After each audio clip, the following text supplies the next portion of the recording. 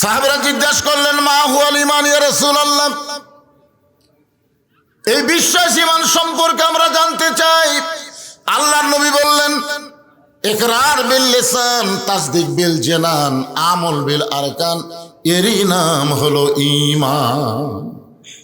তিনটা বিষয় জবানে বলতে হবে, লা ইলাহা ইল্লাল্লাহ। এই জবানে লা ইলাহা ইল্লাল্লাহ বলা খুবই সহজ। ৭১ সালে স্বাধীনতার প্রথম যুদ্ধে অনেক হিন্দুরাও পর্যন্ত এই কলেমা জিকির করছে। যারা মুরব্বী আছেন তারা বুঝতেছেন। আমার এলাকার অনেক হিন্দুরা পাকিস্তান আর্মি দেখলি লা ইলাহা ইল্লাল্লাহ, লা ইলাহা ইল্লাল্লাহ, বিলকুল ঠিক হয়, ঠিক হয়। আপনারা বলেন তো, স্বাধীনতার ৯ মাস বাংলাদেশে মুসলমানের চাইতে হিন্দুরা কলেমার জিকির কম করছে না বেশি করছে? তাহলে আর মুসলমান ইকরার বিল লিসান ঠিক আছে, জবানে লা ইলাহা ইল্লাল্লাহ ঠিক আছে, কিন্তু তাসদিক বিল জানান, কলিজার মধ্যে ঈমান নেই। কলিজার মধ্যে যখন ঈমানের জায়গা দিবেন, ওই মুসলমানের কাছে জীবনের চাইতে ঈমানের গুরুত্ব অনেক বেশি হবে। আমরা অনেক সময় বলি জীবন বাঁচানো ফরজ। আজকে আপনারা স্বতঃস্ফূর্তভাবে জবান করে বলবেন, জীবন বাঁচান ফরজ না ঈমান বাঁচান ফরজ? আমি যতই চেষ্টা করি জীবন বাঁচাবার পারবো না।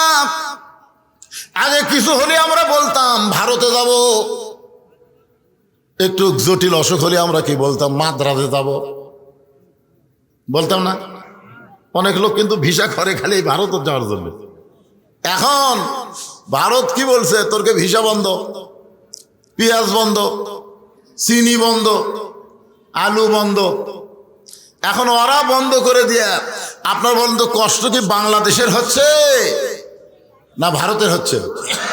আপনার মিডিয়া দেখতেছেন না, এ পর্যন্ত তিনজন আত্মহত্যা করছে, অথচ আমাদের বাংলাদেশে কিছুই হয়নি।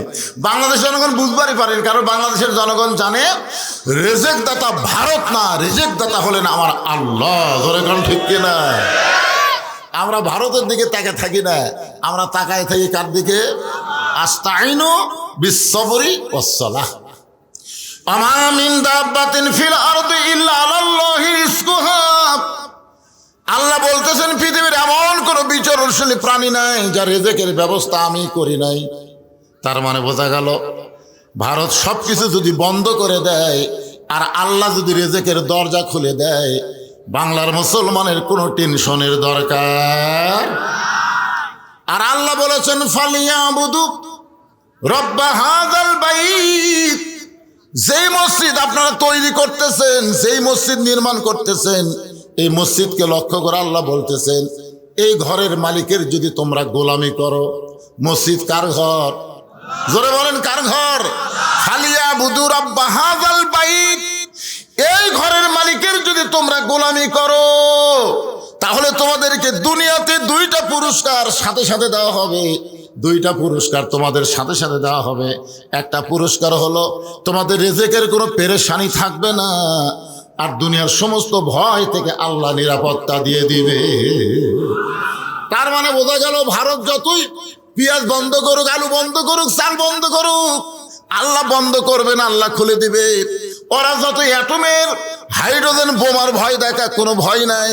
কারণ আমাদের জাতির পিতা হযরত ইব্রাহিম আগুনের চুলাকে যেমন শান্তির বাগান হিসেবে পাইছে, ভারতের অস্ত্রগুলো আমাদের জন্য আল্লাহ প্রয়োজন হলে মিষ্টি বাঙ্গি তরমুজও বানায় দিবার পারে। জোরে কোন ঠিক কিনা? আমি এই 1 সপ্তাহ হলে একটা হাদিস পড়তেছি, সেটা হলো গজওয়াতুল হিন্দ, মানে হিন্দুস্থানের সাথে মুসলমানের যুদ্ধ হবে। আল্লাহ রাসূল বহু বছর আগে বলে গেছেন, এই ভারত হয়তো হাসিনা ভারতত পলাবি। একজন আল্লাহর ওলি বলেছেন, 12 কোটি মুসলমান যখন গাছের গোড়া লাড়া দিবি, তখন দিল্লির মামু বাড়ি গিয়ে পড়বি। যখন কথা ঠিক কিনা? আল্লাহর ওলি এখন দুনিয়াতে নাই, কিন্তু তার কথা যে 100% সফল, এ ব্যাপারে কোনো সন্দেহ আছে? কেন সন্দেহ নেই? কারণ দীর্ঘ 50 বছর তিনি আল্লাহর কোরআনের সঙ্গে ছিলেন, কোরআনের হক তাফসীর করে বাংলার মুসলমানকে শুনাই দিয়েছেন। হাসিনা সরকার বিনা দোষে 13 বছর তাকে জেলখানায় বন্দি করে অবশেষে ভারতের পরিকল্পনায় হাসপাতালে নিয়ে গিয়ে আল্লাহর ওলিকে হত্যা করা হয়েছে। জোরে কোন কথা ঠিক কি না? আপনারা বলেন তো, ওনার প্রত্যেকটি কথাই সত্য হচ্ছে না? কে রে হাসিনা কুটিরে? আর এই যে কাউয়া কাদের যা মোশন ভাই, এর মাজা নাই, এবারে ধরে ধরে টেজর তুলে দেওয়া লাগে। আর মাইক পালি কয় খেলা হবে, খেলা হবে। কে রে পাগলা, খেলবার গেলে মাজা বল থাকা লাগবে। ধরে কোন কথা ঠিক কি না? আমি কয়েকদিন আগে শুনে তো আশ্চর্য হয়ে দিলাম, এই নাকি 3 মাসে বাংলাদেশিতে আসে, এই কিছুদিন আগে নাকি ভারতে আছে। এই 3টা মাসে কে জায়গা দিল? কি এটা উদ্ঘাটন করার দরকার আছে না নাই? আল্লাহ, বিপদের মধ্যে আমরা এমন একজনকে ক্ষমতার সিয়ারত দিছি, আমরা বিপদে বলে যে দোয়া বেশি বেশি পড়ি। দোয়ার নাম কি? ইউনূস নবীরে খাইলো মাছেতে গিলিয়া, ফেরেশতা পাঠাইলেন আল্লাহ ইসমে আজম দিয়া।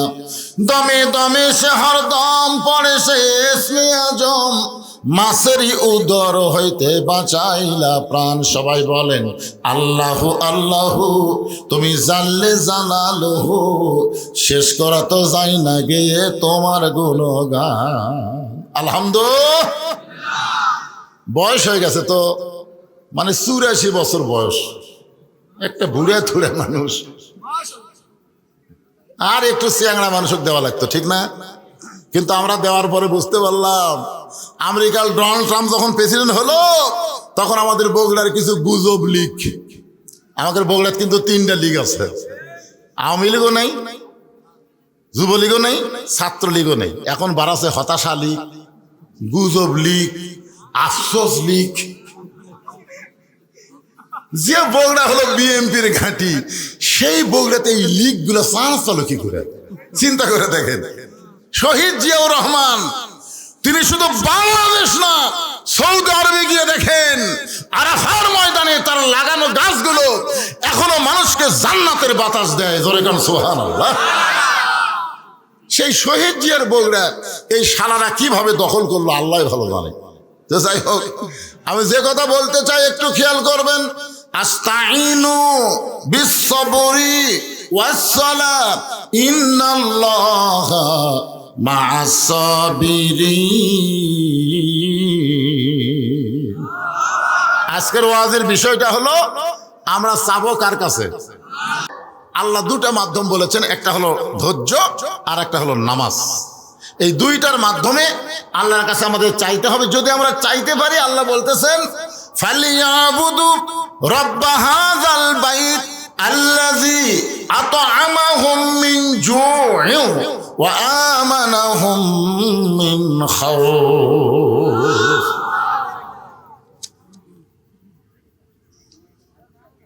আচ্ছা, ঠিক আছে। এখন আসেন তাসদিক বিল জেনান, কলিজার মধ্যে ঈমান। এইটাই কিন্তু আমাদের সমস্যা, এইটা নিয়ে আমরা সমস্যা আছি। ইকরার বিল লিসানে কোনো সমস্যা নেই, খেলাত পড়লে আমরা আল্লাহ আল্লাহ করি। জোরে কোন কথা ঠিক করে? আরে আমরা কি খেলাত পড়লে হিন্দুরা পর্যন্ত আল্লাহ আল্লাহ করে, তো ঠেলাত পড়ে তো আল্লাহ আল্লাহ করলে হবে না। অন্তর থেকে আল্লাহকে কলিজার ভিতরে জায়গা দেওয়া লাগবে। প্রয়োজন হলে জীবন দিব, কিন্তু ঈমান দিব না। জোরে কোন কথা ঠিক কিনা? প্রয়োজন হলে কি দিব? জীবন দেব, কিন্তু ঈমান দেব না। তাসদিক বিল জেনান যখন অর্জিত হয়, ওই মানুষটার চরিত্র কেমন হয়? আমি একটা মানুষের নাম বলবো, মানুষের নাম হলো মীর কাসেম আলী। মানুষটার নাম কি?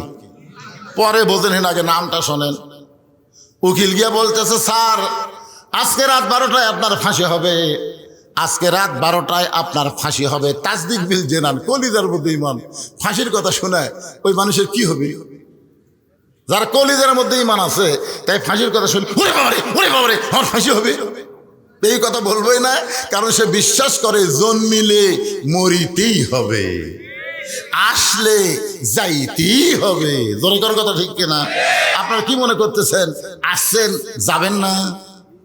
3 তলা 4 তলা বাড়ি বাড়ে বারবার জনগণকে দেখেন, ওই যে ভাই করছি, ভাই রড বার করে থুজি, ভাই নিয়ত করছি 5 তলা, ভাই 3 তলা হতে, ভাই আর 2টা তলা হলি আলহামদুলিল্লাহ। আর দুই কান্দে দুই ফেরেশতা শয়তান, 3 তলার দিকে না তাকায় নিচ তলার দিকে তাকা। যতই তৈরি কর থাকতে পারবো না, তোর জায়গা হবে নিচ তালা, 1 তালা তো না, তারই তলে যে তালা, আন্ডারগ্রাউন্ড। তোর কোন কথা ঠিক কথা কর না গায়।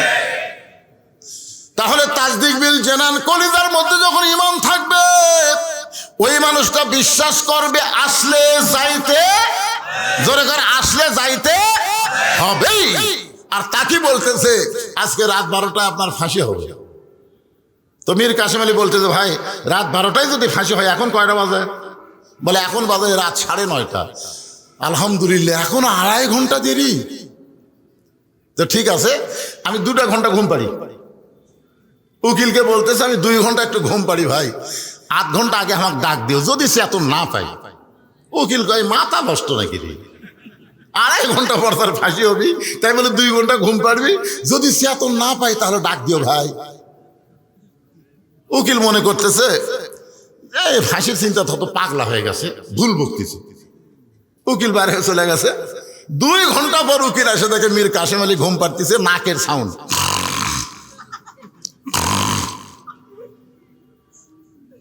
মায়ের কাছে খাড়া হয়ে কাঁদতেছে, আল্লাহ ই মানুষ মানুষ কেমনে ঘুম পাড়ে? আর 8 ঘন্টা পর তার ফাঁসি হবে, 8 ঘন্টা পর ফাঁসি হবে। সেই মানুষটা কেমনে ঘুম পাড়তেছে? যেই ভারে ঘুম পাড়তেছে ফাঁসি পর্যন্ত হয়তো ঘুম থেকে চেতন পাবে না। একটু ডাক দেই। উকিল পায়ের আঙ্গুল নড়ায়। মীর কাসেম আলী ঘুম থেকে চেতন পায়, বলতে ভাই রাত কি 12টা বাজে? বলে না স্যার, এখন 8 ঘন্টা দেরি আছে। আলহামদুলিল্লাহ, 8 ঘন্টা যখন হাতে আছে তাহলে কিছু কাম করি। তিনি ওযু করে সে নামাজ পড়লেন। নামাজ পড়ার পরে একটা ভালো পাঞ্জাবি তার ছিল, ওখানে কন্ডম ছেলে, সে পাঞ্জাবিটা গায়ে দিয়ে বলতেছে আমাকে কেমন লাগতেছে দেখো তো, চুলগুলো ঠিক মতো হাসরান আছে নাকি। তারপর আয়না দিয়ে চুলগুলো হাসড়েছে। উকিল কই কি রে, ই কি শ্বশুর বাড়ি যাচ্ছে নাকি? বলে আপনার ফাঁসি হবে, আপনার ফাঁসি হবে। আর এমন করে জামা পরে মাথার চুল আসরান, আপনি কি জানেন না আপনার ফাঁসি হবে? মীর কাসেম আলী মুসকে মুসকে হাসার বলে উকিল তুমি কেন কাঁদতেছো? আমি ঘুমের মধ্যে স্বপ্নে দেখলাম আল্লাহ তাআলা আমার জন্য 8টা জান্নাতের দরজা খুলে রেখেছে। আমার জন্য আল্লাহ 8টা জান্নাতের দরজা খুলে রেখেছে। লিল্লাহি তাকবীর ওয়ালা তাকুলু লিমান ইউকতালু ফি সাবিলিল্লাহি আমওয়াতুন বাল আহইয়াউ ওয়ালাকিন লা তাশউরুন। মীর কাসেমের আল্লাহর কোরআন তেলাওয়াত করে বলে উকিল কান্দো না, উকিল কান্দো না, অন্যায় ভাবে আমাদেরকে হত্যা করা হচ্ছে, আমরা কোনো দোষ করিনি। বাংলাদেশের গরিবের জন্য ইবনে সিনা হাসপাতাল বানাইছি, মানুষের জন্য সুদ ভিত্তিক ব্যাংকে কবর দিয়া ইসলামী ব্যাংক তৈরি করেছি। এরকম ভালো ভালো কাজ করার কারণে ভারত হাসিনাকে এমন ভাবে বুঝাইলো যার কারণে আমাকে অন্যায় ভাবে ফাঁসি দেওয়া হচ্ছে।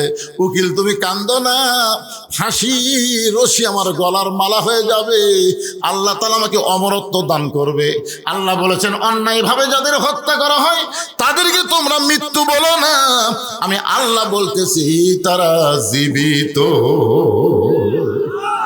তাসদিক বিল জানান যখন কলিজার মধ্যে জায়গা নিবে ওই মানুষটা মৃত্যুকে কোনো পরোয়া করবে না, কারণ মৃত্যুর চাইতে তার ঈমানের গুরুত্ব অনেক বেড়ে যাবে। আমল বিল আরকান, আমল বিল আরকান ঈমানের শেষ পর্যায়ে হচ্ছে ঈমান অনুযায়ী আমাদেরকে আমল করা লাগবে। এই যে চারিদিকে আজান দিচ্ছে না ভাইজান, আজকে এশার নামাজ যদি একটু দেরিতে হয় সমস্যা আছে না? যে টাইমে আজান আপনার পড়েন তার থেকে 1 ঘন্টা পরে পড়েন না, বলা লাগবে তো, আবার করবি অনেকে বলবি ফতুয়া তালাশ করবি। এশার নামাজ রাসূল দেরিতে পড়াটাই পছন্দ করতেন, কিন্তু আমাদের কষ্ট হবে দেখে এই জন্যে শোনেন, এশার নামাজ যত দেরি করে পড়বেন তত সওয়াব আল্লাহ বেশি দিবে। না যখনই হোক আজকে 1 ঘন্টা পরে হবে, সমস্যা আছে না? যে কথা বলতেছে একটু মনোযোগ দেন। আমল বিল আরকান, আমল বিল আরকান ঈমান অনুযায়ী আমল করা লাগবে। এখন আপনাদের কাছে আমার প্রশ্ন হলো কোন আমল না করলে ঈমান থাকে না? কেউ যদি রোজা না থাকে তাকে বেঈমান বলা যাবে? কথা বলেন আপনারা, বেঈমান বলা যাবে? রোজা না থাকলে তাকে বেঈমান বলা যাবে না, হজ না করলে তাকে বেঈমান বলা যাবে না, যাকাত না দিলে তাকে গুনাহগার বলা যাবে, কিন্তু বেঈমান বলা যাবে না। কিন্তু একটা আমল না করলে সঙ্গে সঙ্গে সে বেঈমান হয়। সে আমলটা হলো লা সলাতা লা ঈমানা, যার নামাজ নাই তার ঈমান। সবাই জোরে বলা লাগবে। এ কথা কি আমার না রাসূলের? তো নবীর কথার সাথে কি আপনারা একমত না দ্বিমত? আচ্ছা, নামাজ না পড়লেন না, কিন্তু তাই বলে নবীর কথার সাথে একমত হবেন না? লা সালাতা লা ঈমান, যার নামাজ নাই তার কোনো ঈমান নাই। ঈমানকে রক্ষা করতে গেলে 1 নম্বর আমলের নাম হলো নামাজ। জোরে বলেন, নাম কি? কোরআন শরীফ গোটা খুলে দেখেন, গোটা কোরআন শরীফের মধ্যে নামাজ পড়ার কথা আল্লাহ একবারও বলেনি। নবীর হাদিসের মধ্যে নামাজ পড়ার কথা নবী একবারও বলে নাই। যতবার নামাজের কথা বলা হয়েছে শুরুর থেকে দেখেন, কোরআনের শুরু দেখেন, এই শুরুর থেকে কমপক্ষে 82 বার আল্লাহ বলেছেন। কতবার? শুরুর আগে শোনেন, যালিকাল কিতাবু লা রাইবা ফীহি হুদাল লিল মুত্তাকিন আল্লাযীনা ইউমিনুনা বিল গায়বি ওয়া ইউকিমুনাস সালাহ। কি বুঝলেন? এখানে নামাজ পড়ার কথা আছে না কায়েমের কথা? এখন আপনারা বলেন, নামাজ পড়ার কায়েমের মধ্যে তফাৎ কি? আল্লাহর নবী নবুয়তের 10ম বছরে 5 ওয়াক্ত নামাজ পাইছে। এরপরে নবী কিন্তু 3 বছর মক্কায় ছিলেন। নামাজ পাওয়ার পরেও নবী 3 বছর মক্কা ছিলেন। কয় বছর? 3 বছর মক্কায় ছিলেন। এই 3 বছরের মধ্যে নবী নামাজ পড়েছেন, কিন্তু নামাজ কায়েম করতে পারেন নাই। নবী এক সময় আল্লাহকে বললেন, আল্লাহ, আপনি সব সময় নামাজ কায়েমের কথা বলতেছেন, কিন্তু আমরা তো নামাজ কায়েম করতে পারতেছি না। এই নামাজ না কায়েম করার পিছনে কারণ কি আল্লাহ আপনার কাছে একটু জানতে চাই। আল্লাহ বলেন, হাবিব, আপনি নিজের দিক দিয়ে চিন্তা করেন তো, মক্কায় যে পজিশনে আপনি আছেন এই পজিশনটা কেমন? রাসূল বললেন, আমার পজিশন হলো আমি একজন ইমাম। আল্লাহ বললেন, আপনি শুধু ইমামের দায়িত্ব নিয়ে আছেন, কিন্তু নেতার দায়িত্ব আপনার নাই। নেতা হলো আবু জেহেল আর আপনি হলেন ইমাম। যতদিন আপনার মতন ভালো মানুষ ইমাম থাকবে আর আবু জেহেলের মতন খারাপ মানুষ নেতা থাকবে, ততদিন আপনি নামাজ কায়েম করতে পারবেন না। নামাজ কায়েম করতে গেলে শুধু ভালো ইমাম হলে হবে না, ভালো নেতাও হওয়া লাগবে। আমার কথা কি বুঝবার পারতেছেন? আমাদের বাংলাদেশে যদি আমরা নামাজ কায়েমের আন্দোলন করতে চাই, তাহলে শুধু মসজিদের ইমাম ভালো করলে হবে না, সমাজের নেতাগুলো আমাদের ভালো হওয়া লাগবে। প্রয়োজন বোধে ইমাম যদি না আসে, তাহলে নেতাকে খুতবা দেওয়া লাগবে, নেতাকে নামাজ পড়ান লাগবে। আপনারা বলেন তো, সামনে ইলেকশনে যারা নেতার পরিচয় নিয়ে আপনাদের কাছে ভোট চাবে, তাদেরকে যদি আপনারা বলেন, ভাই আজকে আমাদের খতিব সাহেব আসে নাই, আজকে জুম্মায় আপনাকে খুতবা দেওয়া লাগবে, সবাই পারবি না? সবাই পারবি না? আবার কয়, শোনেন, আরে আচ্ছা, এই আজান চারিদিকে কতক্ষণ হবে? খালি আধা ঘন্টা ধরে হবে আজান। কি হতে বললাম কে রে? আপনার আজান দিতে 5 মিনিট শেষ হয়ে যাবে, এটি শেষ হতে উঠি দিতে দেয়। আর ঠিক আছে ভাই, আমি ওয়াজ করে খুব একটা মজা পাচ্ছি না। আজানটা একটু শেষ হোক, এই ফাঁকে আপনাদের কাছে একটু গামছা যাবে, মসজিদের উন্নয়ন করবে। 10 টাকা, 20 টাকা, 50 টাকা, 100 টাকা, যে যা পারেন, আমি আপনাকে প্রাণ ভরে কলিজা ভরে ওয়াজ শোনাবো ইনশাআল্লাহ। চিন্তা করেন না, সময়ের চিন্তা করেন না। ঘড়ি আমার হাতে আছে, একবারও দেখিনি। আপনার এই ব্যাগ পার্টি কোথায়? ব্যাগ পার্টি, এই ব্যাগের কামটা হয়ে যাচ্ছে দেখি। যাও ভিতরে যাও বাবা, যাও, আজানি দিয়ে শেষ হয়ে যাক। এদিকে আপনার পকেট থেকে 10 টাকা, 20 টাকা, 50 টাকা, 100 টাকা, 1000 টাকা, যে যা পারেন। তবে মন আপনাকে 1000 টাকা ব্যাগর দিবি না। মন বলবে না, না না না, ছোট লোটটাই দে। এই জন্যে কেউ যদি 1000, 2000, 5000, 10,000 দিবার চান, তারা এই টেজতে এসে দিবার পারবেন পরে। এখন ব্যাগের মধ্যে কামটা সারেন, দেওয়া ব্যাগ লে যাও। সবাই জানতো এই রুমাল কেন ধরে? রুমাল না ব্যাগ নাই? না না, এই রুমাল ধরতেছে লোক কি আপনাকে লোক? আচ্ছা আচ্ছা ঠিক আছে, মাশাআল্লাহ। একজনও চলে না, মহাব্বত করে যে যা পারবেন আল্লাহর রাস্তায় দান করবেন। পিছন দিক থেকে একজন বলতে যে হুজুর ছাদ ঢালাই হবে, ছাদ ঢালাই করবার গেলে কলম তোলা লাগবে। কলম তোলা লাগবে না? কলম তোলা লাগবে, তারপরে ছাদ হবে বহুত। এখন আপনাকে হাতের যদি টাকা না থাকে, আজকে এই হাজার হাজার জনগণ যদি মন চায়, এই বিজ্ঞাপনে যাদের নাম আছে, যাদের নাম আপনারা বড় আশা করে দিচ্ছে, ওনারা কি আইসে এখানে বিশেষ অতিথি, আমন্ত্রিত অতিথি? মাত্র 5-7 জন।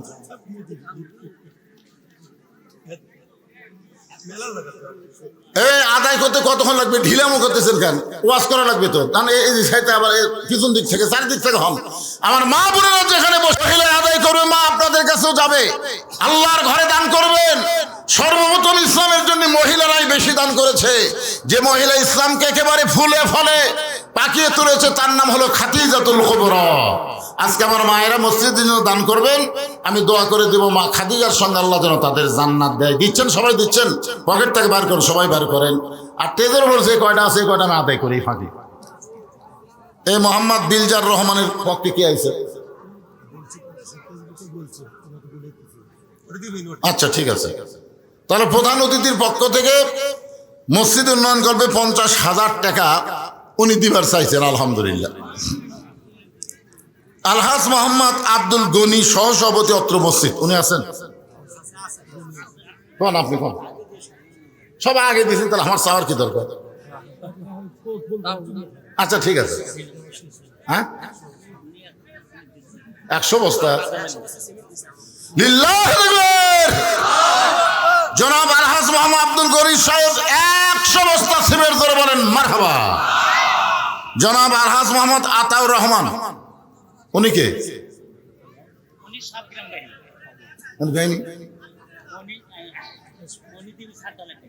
আচ্ছা 60 ঢালার দিনে উনি দিবে, অসুবিধা নেই।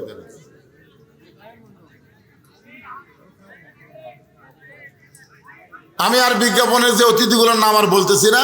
আপনাদের মনে যদি চায় আপনারা বলতে পারেন, লিখতে পারেন, আমার বাকি আলোচনা করা লাগবে। তাছাড়া জনগণ মনে করবে হুজুর আদায়ের জন্য এখানে আইছে। আদায় হবে, আজান শেষ, আর আজান হবে মনে হয় হবে না। যাক, আজান শেষ হয়ে গেছে, এখন আমরা নামাজের প্রস্তুতি নিব, নামাজের আলোচনা শুনবো ইনশাআল্লাহ। ব্যাগের মধ্যে দিয়ে দেন, দিয়ে দেন, আল্লাহর রাস্তায় সবাই দিয়ে দেন।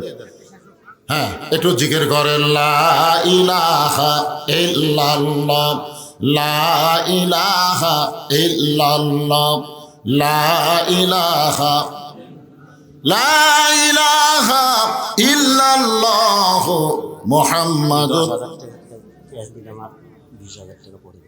লিল্লাহ আকবার। একটা আমরা লাল করে কইছি, এরা লাল দেখে লাল, এর আসলে নাম দেখি লালি। মাশাআল্লাহ। আরে 10,000 টাকা উনি নগদে দিচ্ছেন, আর 20,000 টাকা, আরো 20,000 টাকা, কত হয়ে গেল লাল? আরো 20,000, মানে এটা বাদ দেই। সর্বসাকুল্যে 30,000 টাকা ধরে বলেন মারহাবা। নগদে 10,000, বাকি 20,000। লাল মিয়া কি করে আপনারা জানেন? যত জায়গায় আমি মাহফিল করে, আমার প্রত্যেকটা ওয়াজে ভিডিও করে, তার একটা পেজ, তার একটা ইউটিউবের ব্যবসা আছে। আল্লাহ যেন সেই ব্যবসার মধ্যে বরকত দেয়, জোরে করে আমিন। সে কিন্তু আমাকে আজকের মাহফিলে দাওয়াত দিয়েছে, আমার সময় বার করা খুবই কঠিন, অত্যন্ত মহব্বত করে। আমি তার জন্য প্রাণ খুলে দোয়া করে, আল্লাহ এই লাল বাবাজিকে তুমি তোমার পরহেজগার বান্দার মধ্যে কবুল করে নাও, জোরে কোন আমিন। দানকারী গো পিতা মাতা, সুখে রাইখো কবরে, নূরের টুপি পরাইয়া উঠাবেন রোজ হাসরে। আর কেউ আছেন এরকম 5,000 10,000 টাকা দেওয়ার মতন? টেজের উপর কেউ আছেন? যদি থাকেন দিয়ে দেন ভাই। আবার একবার ওয়াজ বন্ধ করে আবার আদায় করা কষ্ট। এখনই 5টা মিনিট আমি আদায় করি। আপনাদের মধ্যে কেউ কেউ আছেন 2 বস্তা 5 বস্তা 10 বস্তা সিমেন্ট দেওয়ার জন্য? একটু বলেন। মসজিদ নির্মাণ করা লাগবে ভাই, উন্নয়ন করলে তো হবে না, নির্মাণ। এই জন্য আপনাকে দেওয়া লাগবে তো।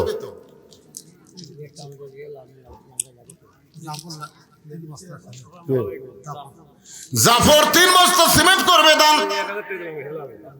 জাফরের দানকে আল্লাহ আপনি কবুল করেন। হেলাল বাবা, হেলাল এদের নাম আছে এখানে? হেলালের নাম আছে নাকি?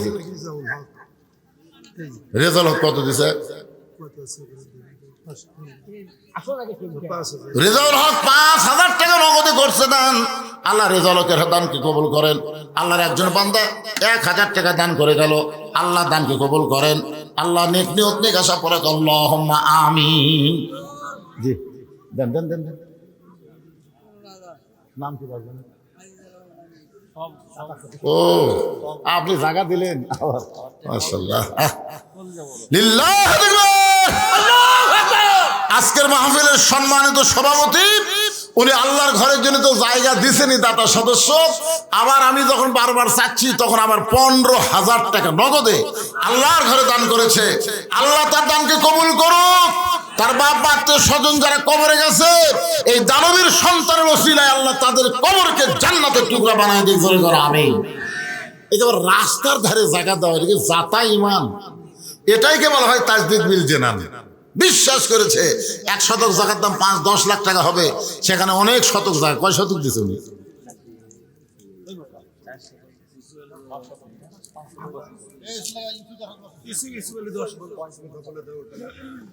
ইউসুফ বলে আল্লাহ তোমার বান্দার 10 বস্তা সিমেন্ট ধরে গান মারহাবা। দেলোয়ার হোসেন এটা 5 শতক জায়গা উনি দান করছেন, চিন্তা করেন। আল্লাহ 1 কোটি টাকার জায়গা দান করছে, এটা কি জাতা কথা মনে করছেন? এগুলো তো আমি খালি চোখে দেখতে পাচ্ছি না ভাই।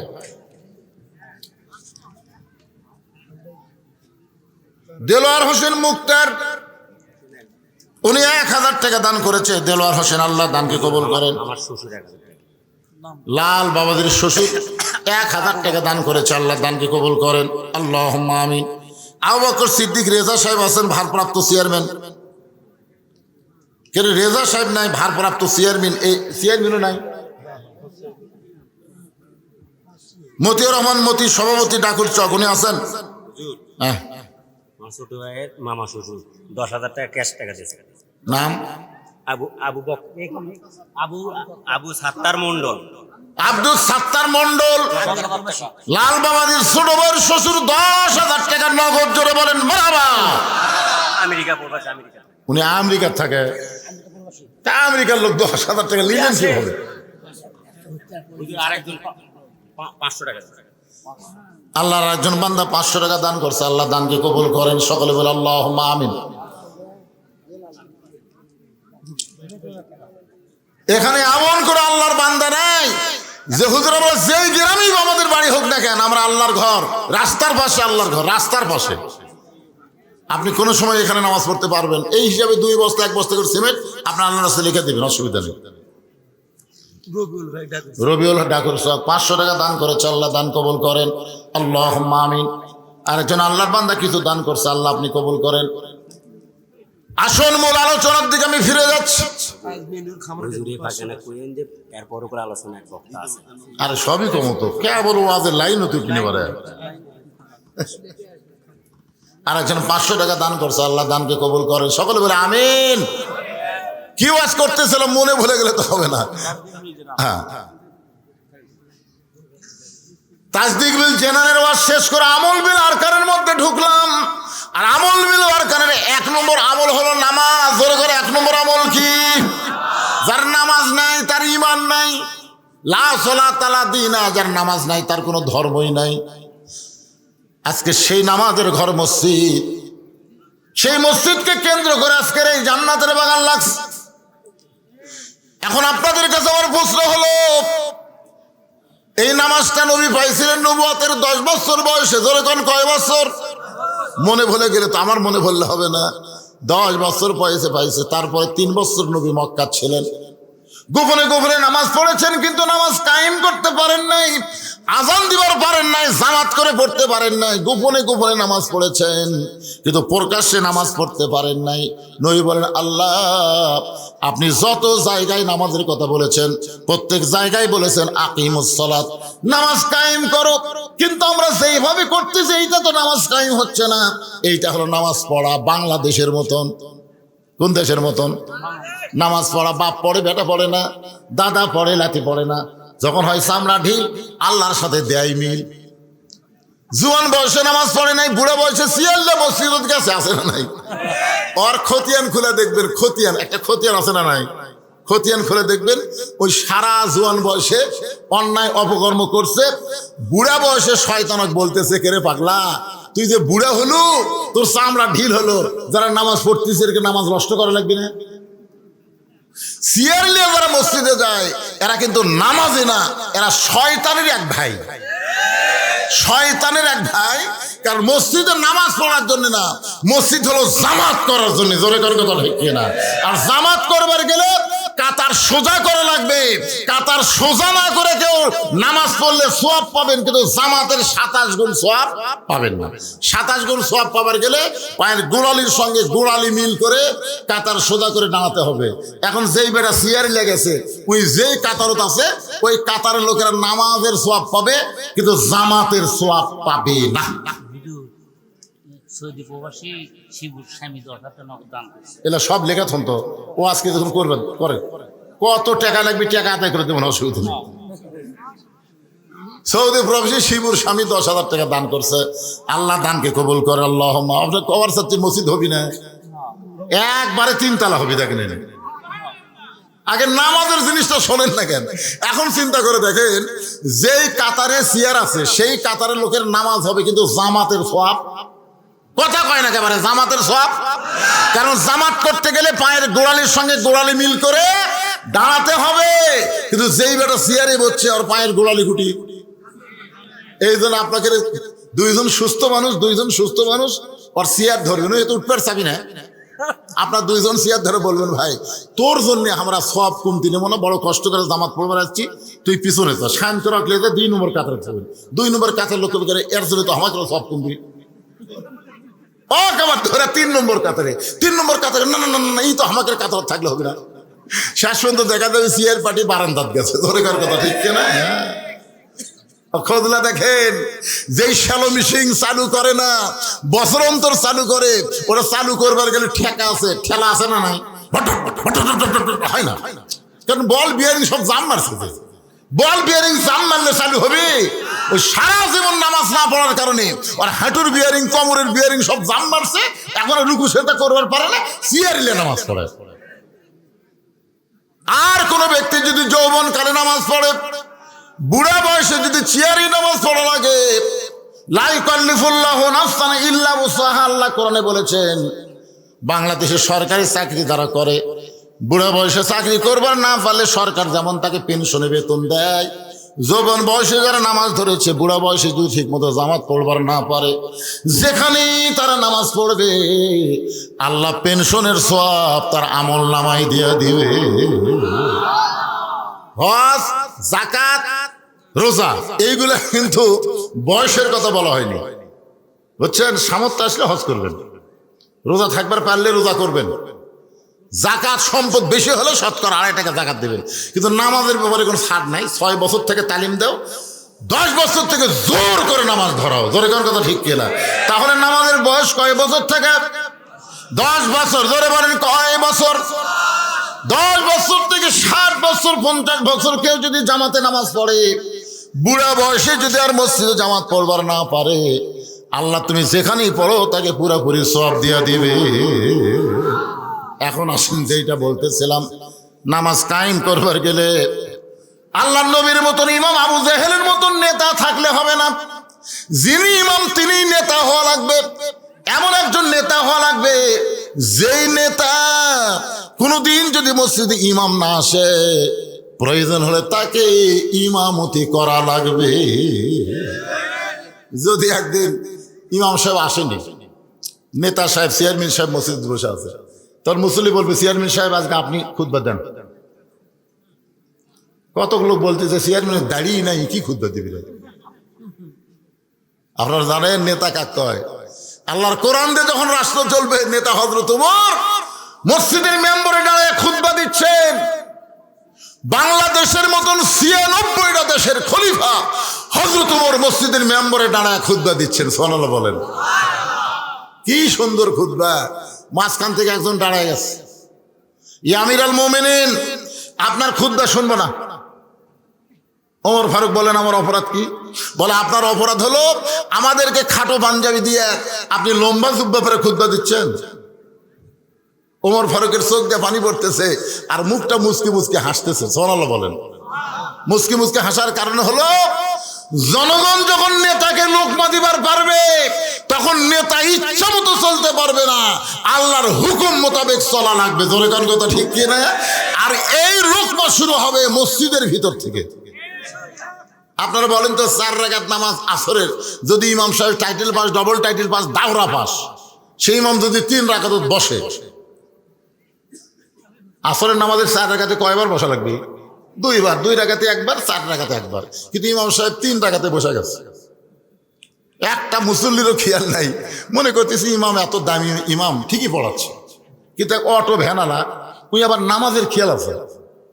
ওই কে 2 রাকাতে বসলো, আমার 3 রাকাতে আল্লাহু আকবার। ইমাম মনে মনে কয় তুই তো ভ্যার চলে খাস, তুই যতই লোক মাতে 41 সালের আগে এখন উঠবো না।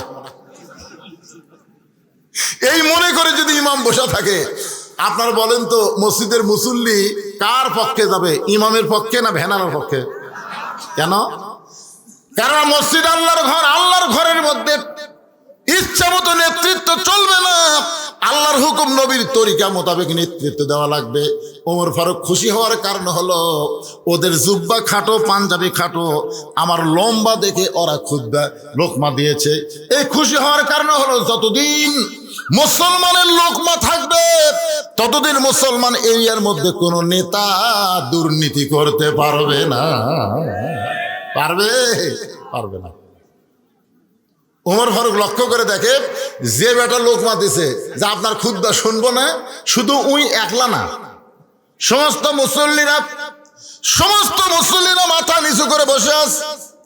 এমন সময় আব্দুল্লাহ ইবনে ওমর ফারুকের সন্তান বাবার পাশে দাঁড়ায় বলতেছে, রে নবীর সাহাবীরা, তোমরা খাটো পাঞ্জাবি হলেও নতুন পোশাক পরে আজকে নামাজ পড়তে আইছো, আমার পরনে তাকায় দেখো, আমার পরনে কিন্তু নতুন কাপড় নাই। ওসমান গনি বলে, আব্দুল্লাহ, আজকে জুমার দিনে সবাই নতুন কাপড় পরলো, আর তুমি কেন নতুন কাপড় পরলা না? আব্দুল্লাহ বলতেছে, আমি যদি আজকে নতুন কাপড় পরতাম তাহলে আমার বাবার জুব্বা লম্বা হতো না। যেই বলেছে আজকে যদি আমি নতুন পোশাক পরতাম তাহলে আমার বাবার জুব্বা লম্বা হতো না। রে নবীর সাহাবীরা, তোমরা তো জানো না যেদিন থেকে আমার বাবা মদিনার খেলাফতের দায়িত্ব পাইছে সেদিন থেকে সবাই আরামে ঘুম পাড়ে, কিন্তু আমার বাবার চোখের ঘুম না।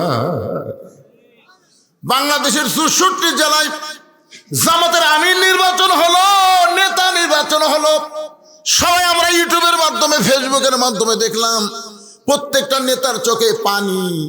কোন জায়গায় আমির নেওয়া নিয়ে, নেতা নেওয়া নিয়ে কোনো গন্ডগোল নাই, কারণ জানে কোরআনের সৈনিক হলে তাদের উপর আল্লাহর পক্ষ থেকে আলাদা একটা দায়িত্ব আছে। এই দায়িত্ব পালন করা যে কত কঠিন। আব্দুল্লাহর মা বলে, স্বামী গো, আপনি কি ঘুমাবেন না? ওমর ফারুক কান্দে বলে, বিবি, যতদিন মদিনার খলিফা হয়নি ততদিন তোমার বুকের মধ্যে, আমার বুকের মধ্যে তুমি ঘুম পারছো। হুন্না লিবাসুল লাকুম ওয়া আনতুম লিবাসুল লাহুন্না। বিবি রে, এখন খেলাফতের দায়িত্ব পাওয়ার পরে ফোরাতের কুলে যদি একটা কুত্তা না খায় মারা যায়, আল্লাহ হাসরের ময়দানে ওমরকে ছাড়বে না। আব্দুল্লাহ কান্দের বলে, নবীর সাহাবীরা শোনো, বহুদিন আমার মাকে দেখেছি গভীর রাত্রে দরজায় দাঁড়িয়ে থাকতে। আমি বললাম, মা, আপনি দরজায় দাঁড়িয়ে আছেন, আপনি কি ঘুমাবেন না? আমার মা কান্দের বলে, বেটারে, তোর বাবা ওমর যেদিন থেকে মদিনার খলিফা হয়েছে সেদিন থেকে রাত্রিবেলা ঘুমায় না, সারা রাত মানুষের কে কেমন আছে দেখার জন্য চোরের মতন ঘুরে বেড়া। রে নবীর সাহাবীরা শোনো, আমি যখন আব্দুল্লাহ ঘুমায় গেছে, আমার বাবা আমার দরজায় গিয়ে ডাকতেছে, আব্দুল্লাহ, আব্দুল্লাহ বলে। আমি দরজা খুলে তাকায় দেখি বাবার হাতে একটা পাঞ্জাবি। আমি খুশি হয়ে বললাম, বাবা, বাইতুল মাল থেকে আমার একটা পাঞ্জাবি দিল, আপনি গভীর রাত্রে আর একটা দিবার আইছেন।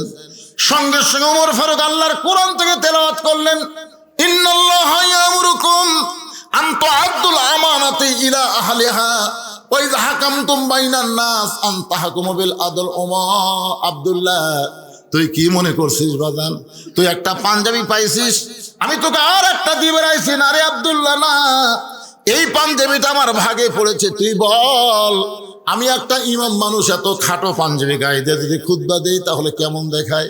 আব্দুল্লাহ বলে, বাবা তাহলে আমি কি করব?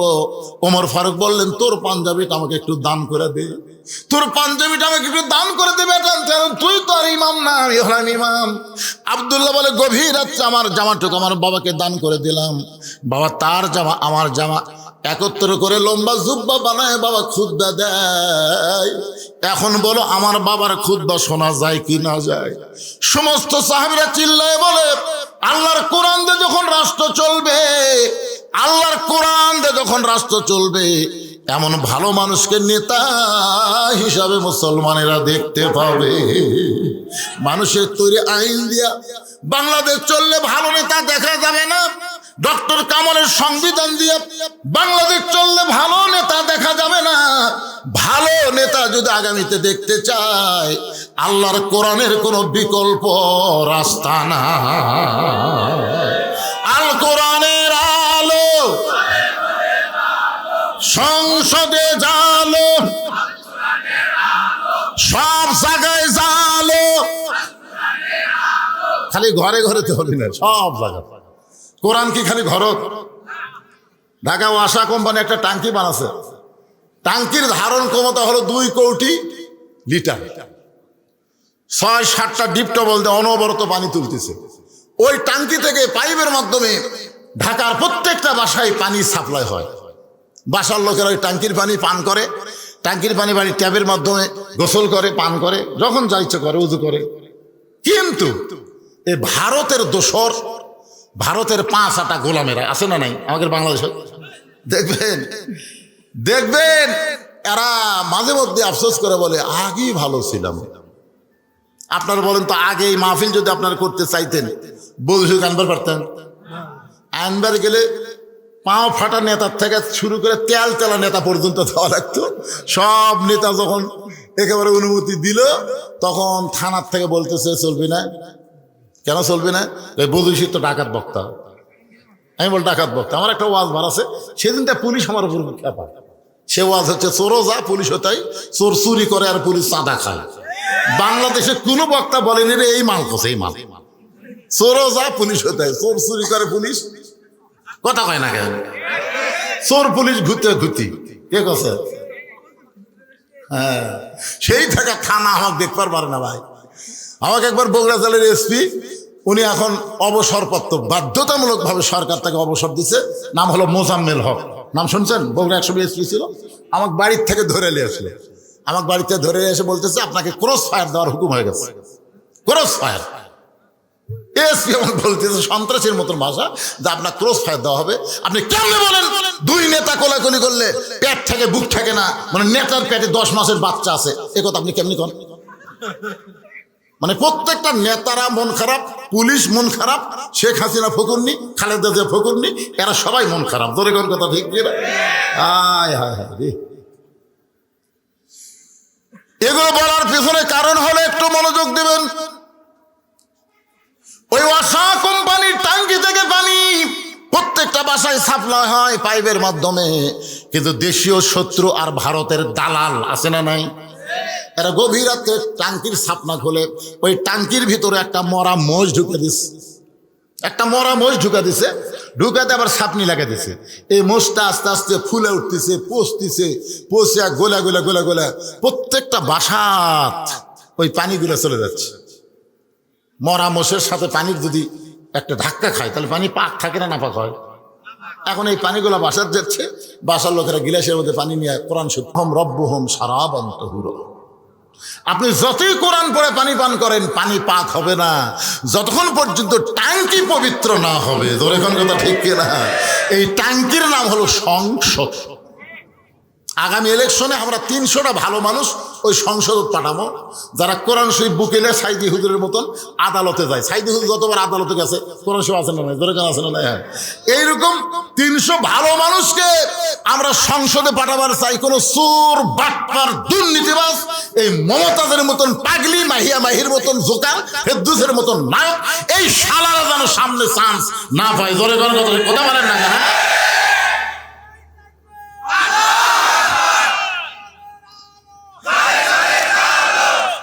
আবার কয় ঘরে ঘরে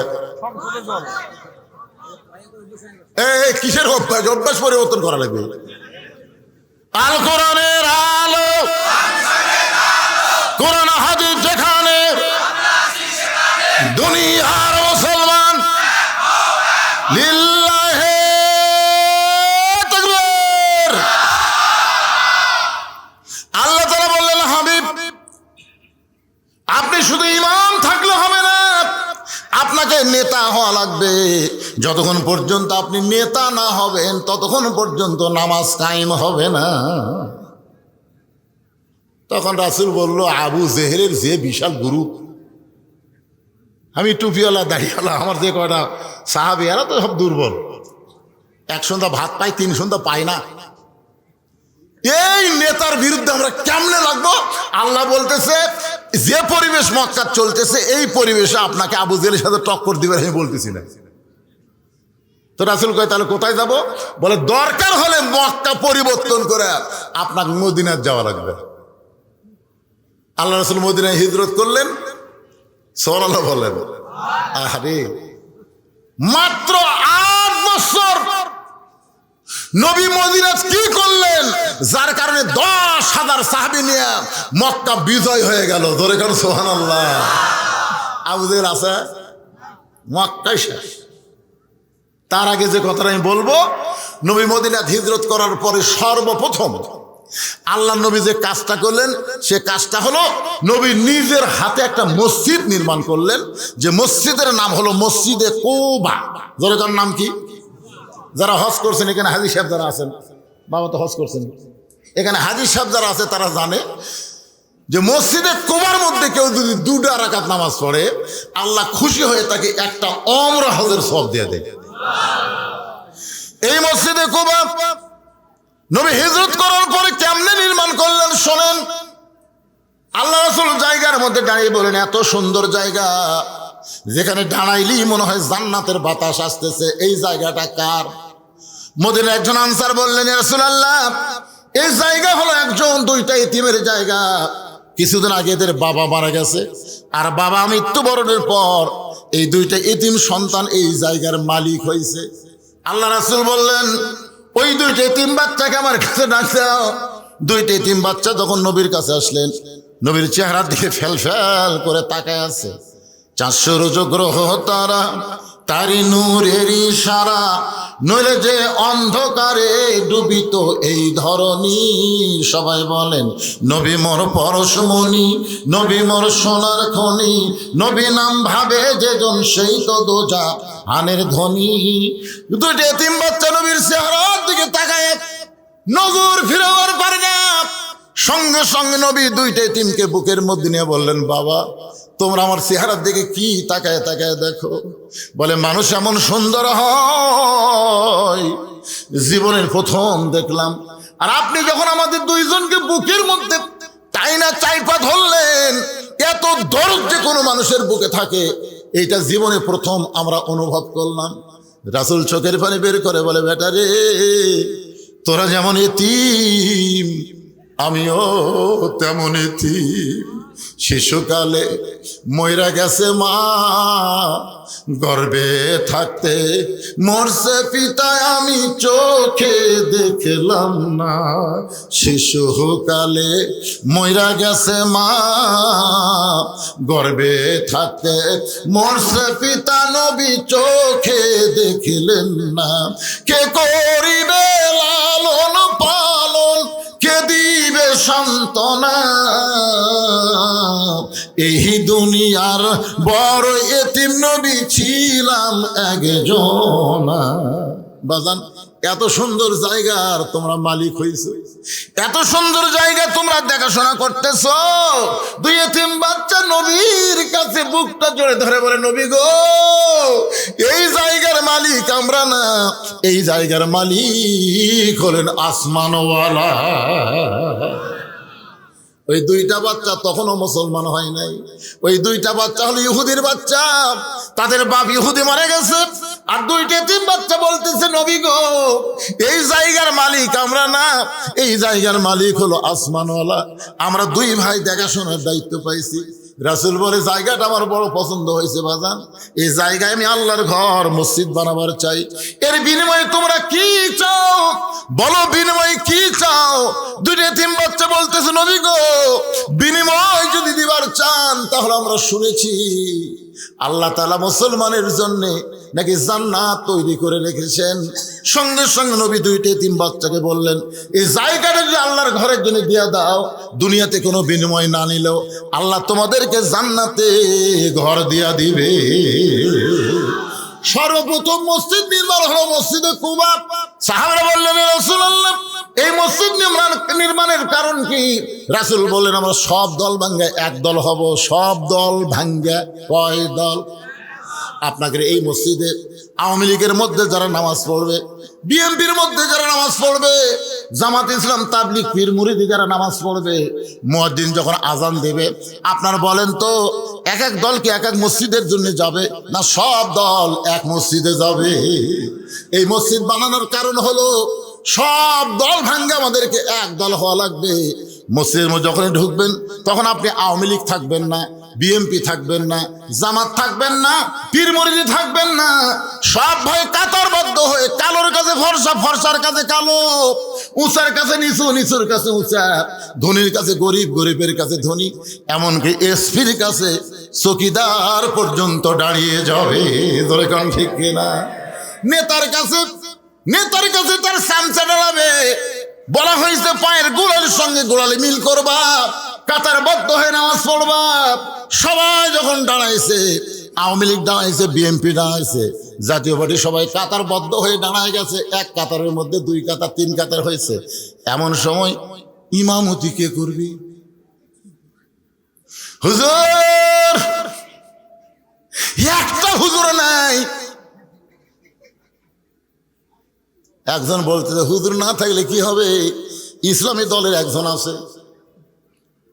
কোন দল? কথা কন না কেন? কোন দল?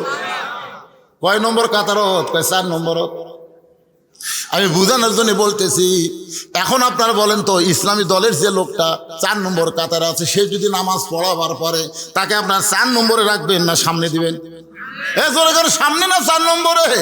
তার মানে বোঝা গেল এলেম যারা আছে, কোরআন যারা আছে, আল্লাহর সঙ্গে যার সম্পর্ক আছে, সেই মানুষটাকে আর কাতারের মধ্যে রাখবেন না, তাকে আপনারা সামনে দিবেন। এখন যদি আগামীতে বাংলাদেশ আপনারা চালাবার চান, তাহলে বাংলাদেশ চালাইতে গিয়ে কাকে আপনারা সামনে দিবেন চিন্তা ভাবনা করার দরকার আছে না নাই? মসজিদের মধ্যে যদি জামাতপন্থী একটা লোক ইমাম হয়, আপনি নিয়ত করার সময় কি বলেন? একতে দায়িত্ব বিহাদাল, ইমাম কন না রাজাকার কন? এ কথা কন না কেন? ইমাম কন। তার মানে বোঝা গেল মসজিদের মধ্যে আপনারা ইমাম মানবেন, সমাজের মধ্যে নেতা মানবেন না। এইটা কিন্তু নামাজের শিক্ষা না। নামাজের শিক্ষা হলো মসজিদের নেতাও যিনি, সমাজের নেতাও হবেন তিনি। ধরে কারণ ঠিক কিনা? এইটাই কিন্তু নামাজের গুরুত্ব ভাইজান। এই নামাজ কিন্তু সব মানুষকে এক কাতারের মধ্যে নিয়ে আসে। এই কারণে নামাজ কায়েমের কথা বলা হয়েছে। নামাজ পড়লে মানুষ মুনাফিক হবে। জামাতবদ্ধ একা একা যদি কেউ নামাজ পড়ে, সেই ব্যক্তি মুনাফিক হবে। একটা মুনাফিকের সিমটম আপনাদের কাছে বলতেছি। বহুদিন বউকে বউ বলেছে, ভিক্ষা যদি করবার চান বাদশাহ শাহজাহানের কাছে যান। বাদশাহ শাহজাহানের কাছে গিয়ে কান্দা কান্দা করবেন, এমন ভিক্ষা দিবে আর কোনোদিন ভিক্ষা করা লাগবে না। এখন বইয়ের বুদ্ধি শুনে ফকির চলে গেছে বাদশাহ শাহজাহানের রাজ দরবারে। একজন মন্ত্রীকে বলতেছে, বাদশাহ কোথায়? বলে, বাদশাহ ওই ঘরের মধ্যে ঢুকছে। ফকির ঘরের বসে দিয়ে দেখে ঘরের দরজা বন্ধ, একটা জানালার পাল্লা খোলা আছে। এই জানালার পাল্লা দিয়ে তাকায় দেখে গোটা ঘরের মধ্যে একজন মাত্র মানুষ 2 হাত তুলে কাঁদতেছে আর বলতেছে, ও বাদশার বাদশাহ, তোমার দরবারে আমি ফকির। ফকির বলে চোখের পানিতে গাল ভিজে দেয়।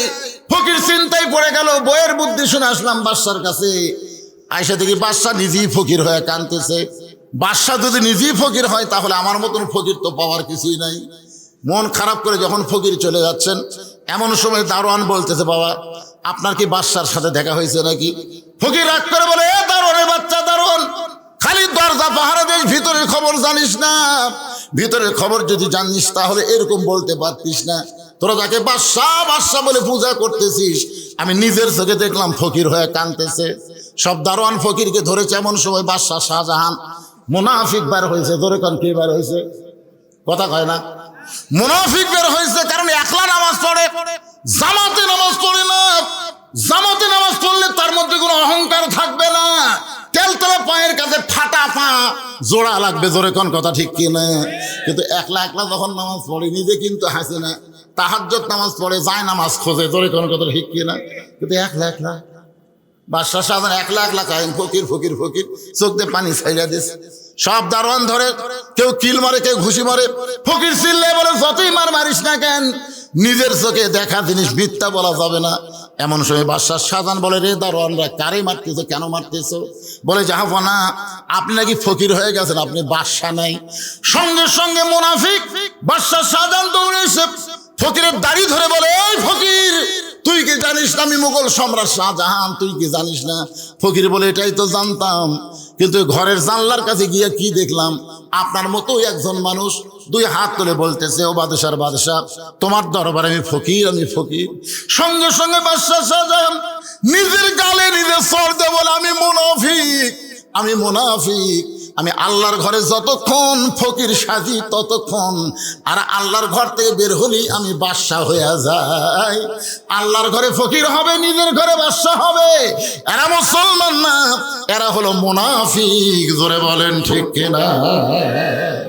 বলতেছে আমি মুনাফিক, আল্লাহর ঘরে যতক্ষণ ফকির সাজি, ফকির হই না, সাজি। কি মসজিদে যখন যাবেন তখন এক রূপ, মসজিদ থেকে বার হবেন আর এক রূপ। এটা হলো চলবে না। নামাজের মাধ্যমে, জামাতের মাধ্যমে আল্লাহ প্রত্যেকটা মুসলমানকে ভাই ভাই বানায় দিবে। ধরে কোন কথা ঠিক কিনা? আপনি দুপুরের আগে ভাত খাচ্ছেন, খেয়ে জহনাজ পড়ে গেছেন, ভাই খালি ঢেকুস মারতেছেন, পেট উঁচা হয়ে আছে, 4 তরকারিতে ভাত খাচ্ছেন। আপনার পাশে একজন কাতার সোজা করতেছে, উনি আজকে 2 দিন হলো আর বাড়ি খাওয়াই নাই। আপনি কি খালি গোড়ালি ঠিক করলে হবে না ভুঁড়িও ঠিক করা লাগবে? এই জন্য আল্লাহ রাসূল বলেছেন, নামাজের সালাম ফেরানোর পরেই তোমার ভাইটার তুমি হাত ধরবা। হাত ধরবা, ভাইজান তোর বাড়ি কোথায় ভাই? আজকে তোমার খবর কি, হাল হাকিকত জানবা? জামাতে নামাজ পড়া মানে না সালাম ফেরালি যার মনে তাই দৌড় না। প্রত্যেকটা মুসলমান, কুল্লু মুসলিম ইখওয়া, প্রত্যেকটা মুসলমান ভাই ভাই, এই পরিচয় জামাতের মাধ্যমে দেওয়া লাগবে। জোরে কথা ঠিক কিনা? আপনারা বলেন তো, যারা খালি নামাজের জামাত করে তাদের কথা ভিন্ন, যারা জামাত ইসলাম করে বাংলাদেশের যে কোনো এক জায়গায় যদি কোনো ভাই বিপদে পড়ে আর এক ভাই দৌড়ে গিয়ে তাকে সাহায্য করে। জোরে কথা ঠিক কিনা? খালি নামাজের জামাত করলে হবে না, ইসলামেরও জামাত করা লাগবে, ইসলামেরও দল করা লাগবে। কথা আমার বুঝতে পারতেছেন? এখন তার অ্যাঙ্গেলে মার লাগবে না, ডাইরেক্ট মারতেছে, অসুবিধা কি? একটু মনোযোগ দিয়ে শুনবেন। আল্লাহর বান্দারা যে আয়াতে কারিমা তেলাওয়াত করেছি, আস্তাইনু বিস-সাবরি ওয়াস-সালাহ ইন্নাল্লাহা মা'আস-সাবিরিন। যদি আমরা আল্লাহর কাছে কিছু পাওয়ার চাই তাহলে ধৈর্য আর নামাজের ভিতর দিয়ে চাই। এটা বললেন কেন? কারণ আমরা সব জায়গায় ধৈর্য, একটা জায়গায় আমাদের ধৈর্য কম, সে জায়গা হলো মসজিদ। জোরে কোন ঠিক কিনা? আপনারা বলেন তো, কোন জায়গায় যে আপনার বেশি ঘড়ি দেখেন? সবাই বলতেছেন না। যদি মসজিদে একটা দেওয়াল ঘড়ি থাকে আর আপনার হাত ঘড়ি থাকে, আপনি কমপক্ষে 3 বার দেখবেন। দেখার পরে পাশের ডাক বলতেছেন, কে ভাই আর কয় মিনিট? বলছে এখনো 3 মিনিট আছে ভাই। হামনে আসলে বলতেছে এখনো 3 মিনিট ভাই। তখন বলতেছে আজ ঘড়ি লড়তেছে না ভাই। আল্লাহ বলতেছেন বিস-সাবরি ওয়াস-সালাহ। পাগলা, নামাজের মধ্যে গিয়ে ধৈর্য যদি না থাকে তোর নামাজই হবে না, আমার কাছে চাও হবে না। আর সালাম ফিরানোর সাথে সাথে, সালাম ফিরেছে কি, সালাম ফিরানোর সাথে সাথে আপনি মোনাজাত করবার হুকুম কে দিয়েছে আপনাকে? বিসবরি ওয়াস সালাহ। যদি আল্লাহর কাছে কিছু পাওয়ার চান, ধৈর্য আর নামাজের মাধ্যমে চাইতে হবে। দোয়া দরুদ পড়তে হবে কমপক্ষে 2 থেকে 3 মিনিট। রাসূল দোয়া দরুদ পড়েছেন, সালাম ফেরানোর পর দোয়া দরুদ পড়েছেন। সম্মিলিত মোনাজাত গুরুত্ব না, দোয়া দরুদ পড়া হলো গুরুত্ব। জোরে করার কথা ঠিক কিনা? এই আপনারা বলেন তো, কোনো ফকির যদি এইরকম করে বাড়ি বাড়ি ভিক্ষা করে, ওই সারাদিন অন্তর পয়সার চাল পাবে? মা সাথে ভিক্ষা দাও কেন, মা সাথে ভিক্ষা দাও কেন? কোন মা পয়সা থেকে ভিক্ষা নিয়ে ফকিরই নেই। আর এক দরজা কাছে মা সাথে ভিক্ষা দাও কেন? ওই ভিক্ষা পাবি? ওই সারা জীবন ভিক্ষা করবি কিন্তু পাবি না। আজকে আমরা যে মোনাজাত করতেছি আল্লাহর কাছে, এটা আমরাও পাবো না। আল্লাহ ফেরেশতাকে বল লাইন ধরছে দিবি, ইতিমধ্যে আল্লাহ শেষ। কি আস্তাইনু বিসসবরি ওয়াস সালাহ। আল্লাহর ঘর মসজিদের উন্নতি কল্পে মাহফিল, মসজিদ নির্মাণের জন্য আমি যার কাছে টাকা চাইলাম, সে বলে আমরা আগেই দিছি। ব্যাগের টাকা কি আপনার ঠিক মতো দিচ্ছেন? জি,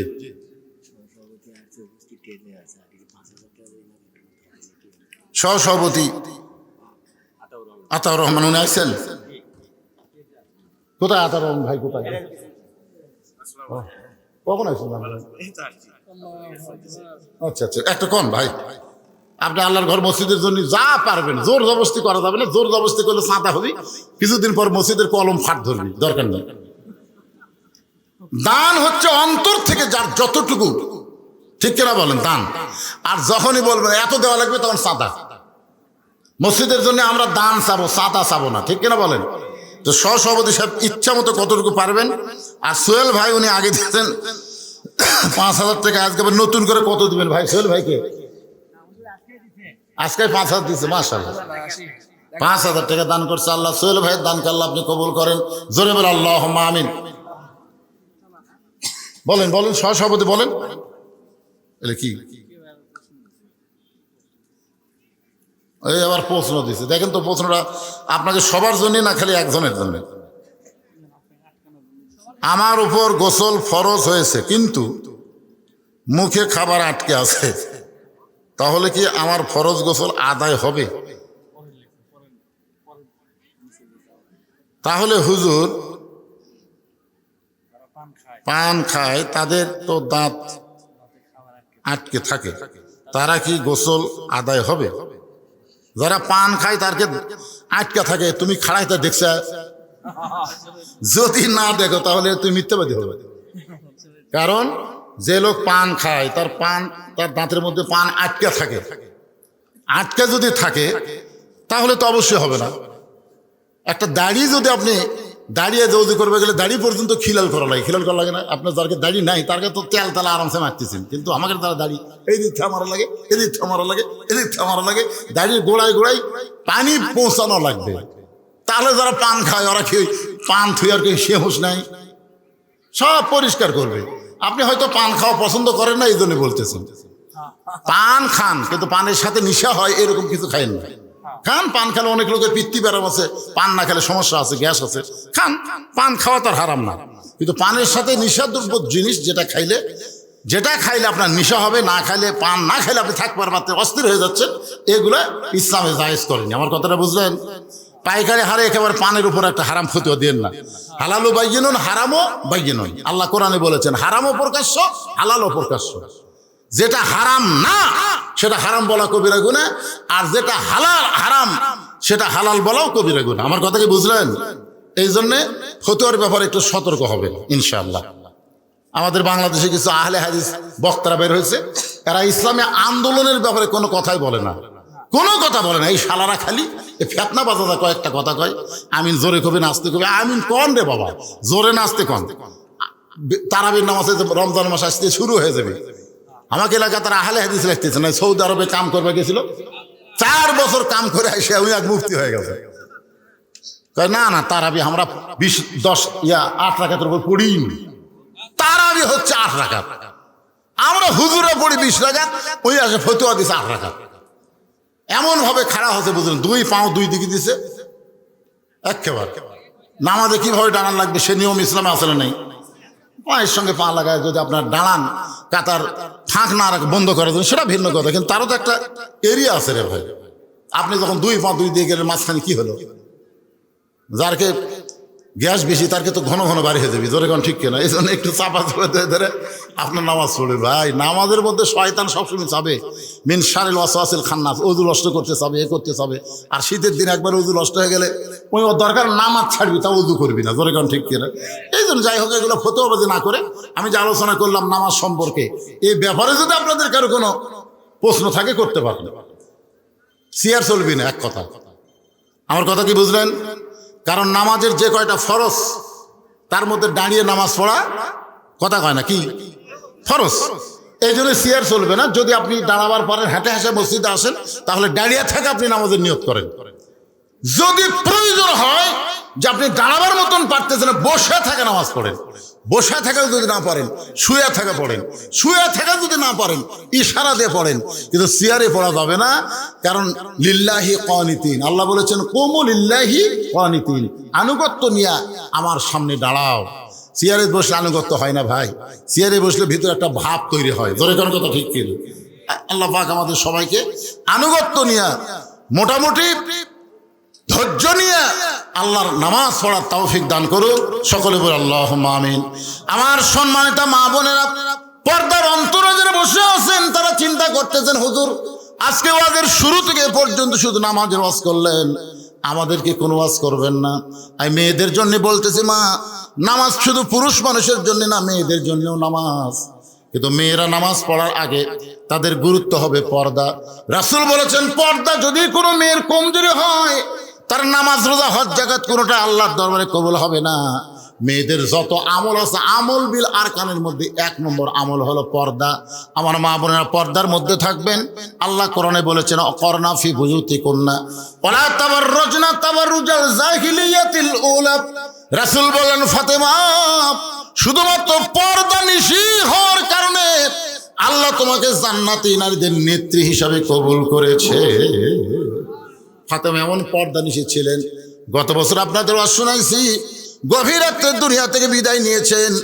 হযরত আলী গভীর রাত্রে দাফন করার পরে আল্লাহর কাছে বলতেছে, আল্লাহ আমার ফাতেমাকে তুমি কবুল করে নাও। এ দোয়া করার পরে তাকায় দেখে সামনে কয়েকটা পুরাতন কবর দেখা যায়। এই মাত্র ফাতেমার নতুন কবর দিছে, সেই নতুন কবর আর জান্নাতুল বাকির মধ্যে নাই। পুরাতন কবরের মধ্যে যারা হযরত আলী চিৎকার করে বলতেছে, ফাতেমার কবর, ফাতেমার কবর। কে যেন ডাকতে বলে, আলী রে, ফাতেমা পর্দা নিশি। আমি আল্লাহ জোহরা ডিগ্রি দিয়ে ফাতেমার কবরটাকে কিয়ামত পর্যন্ত পর্দা করেছি। আমার মা বোনদের জন্য বলতেছি, মা সব সময় পর্দার মধ্যে থাকবেন, পর্দাকে গ্রহণ করবেন, পর্দার মধ্যে ইবাদত করবেন। পর্দার মধ্যে শালীনতা বজায় রাখলে আল্লাহ তাআলা রহমত বরকত ওই বাড়িতে দিয়ে দিবে। ধরে করেন সুবহানাল্লাহ। পর্দা নিশি নারীর সন্তান ভালো হবে। এই সন্তান দুনিয়াতে আসবে, সিজার করা লাগবে না। কারণ কোনো পর্দা নিশি মেয়ে সিজার করবে না। কারণ সিজার করবার গেলে মেয়ে ডাক্তারের চাইতে পুরুষ ডাক্তারই বেশি। ধরে কোন ঠিক কিনা? নাড়া ছাড়া পেট কাটবে, নাড়া ছাড়া পেট কাটবে। এটা অনেক পর্দা নিশি মেয়েরা পছন্দ করবে না। দরকার হলে মরে যাব, কিন্তু পরপুরুষ আমার পর্দার জায়গায় হাত দিব। এই জন্য তারা নরমালে বাচ্চা নিবে।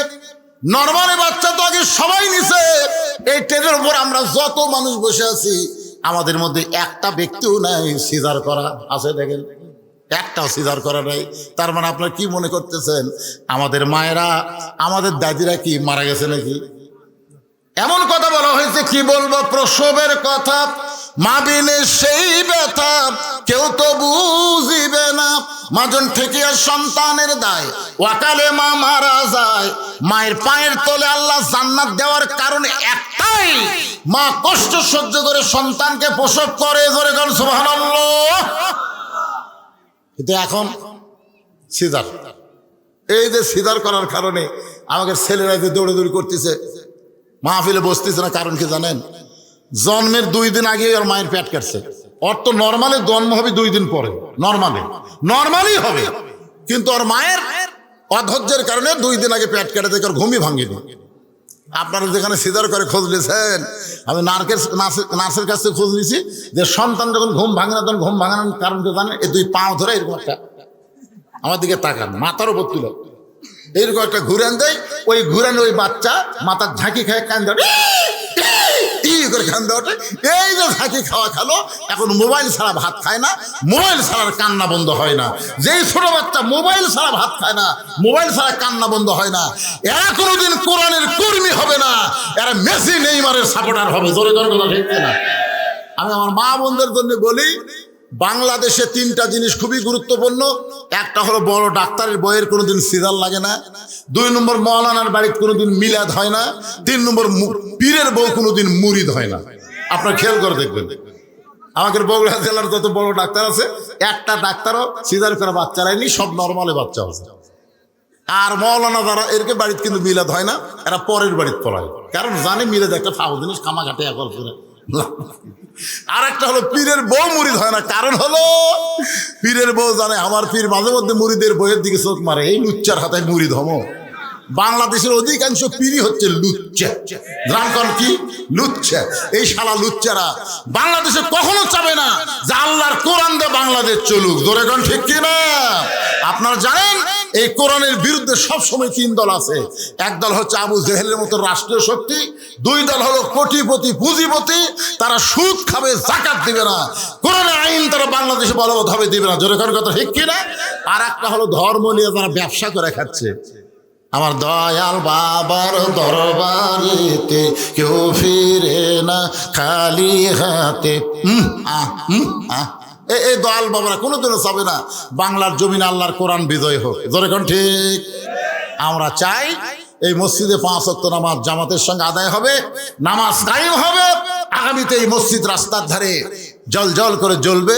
শুধু মসজিদের সুন্দর হবে না, মসজিদের মুসল্লিগুলোকে আল্লাহ সুন্দর করুক, সহি তরিকা মোতাবেক নামাজ পড়ার তৌফিক দান করুক। সকলে বলে আল্লাহুম্মা আমিন।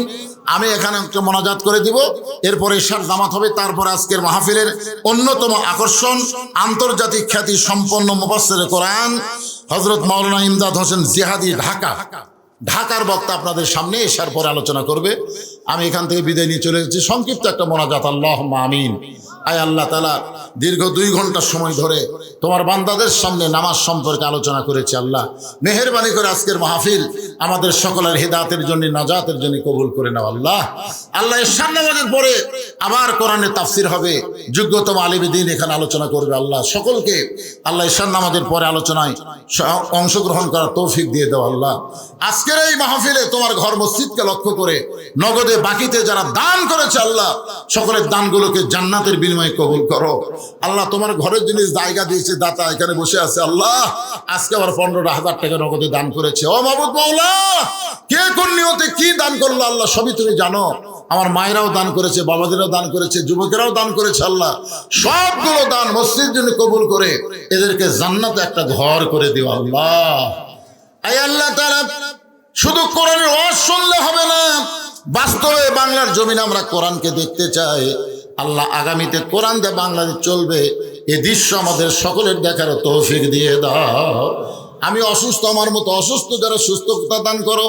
আজকের মাহফিলের প্রধান অতিথি আসতে পারে নাই, তার প্রতিনিধির মাধ্যমে টাকা দিয়েছে। আল্লাহ বিশেষ অতিথি সভাপতি সহসভাপতি, মসজিদ কমিটির সভাপতি সহসভাপতি, সেক্রেটারি, কেশিয়ার, আল্লাহ সকলকে জান্নাতি কবুল করো।